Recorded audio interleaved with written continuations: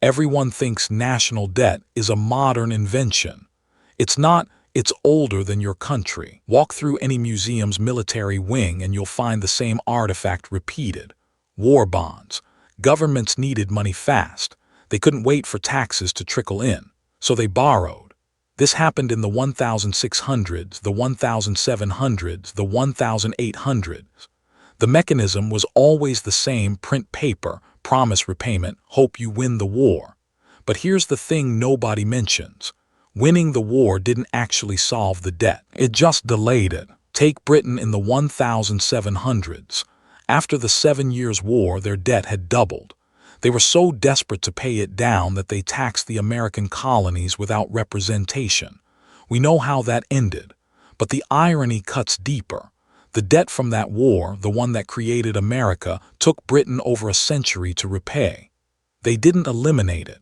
They simply learned to live with it, year after year. This is where the real story diverges from what you've been told.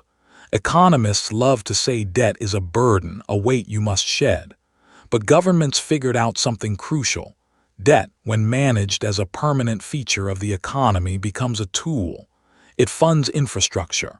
It creates demand for bonds, which means wealthy people have a safe place to park money. The debt doesn't disappear. It transforms. By the 20th century, the U.S. entered World War II with staggering debt from the Depression.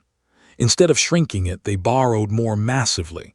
But something unexpected happened. They won, and they kept the debt. Why? Because a large national debt backed by a strong economy and a currency others trust actually anchors the entire financial system. Other countries wanted dollars. They bought American bonds. The debt became the foundation of global finance. Here's what changed. Debt stopped being something you owed to creditors. It became something the economy owed to itself. When you buy a government bond, you're not funding a war anymore. You're storing wealth. The government uses that money to pay for roads, schools, research. The interest payments flow back to bond holders, many of them ordinary people, through pension funds, insurance companies, savings accounts. The system cycles, but this only works if people trust the system. If they stop buying bonds, the whole mechanism stalls. If inflation erodes the value of repayment, creditors lose.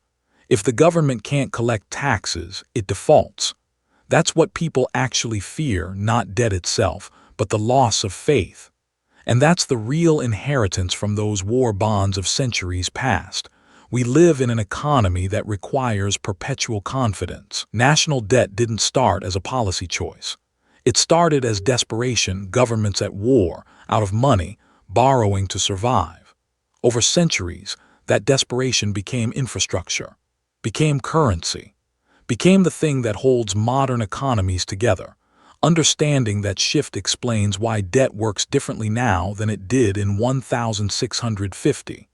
It also explains why eliminating it entirely would collapse the system we've built. This video is for educational and informational purposes only and is not financial advice.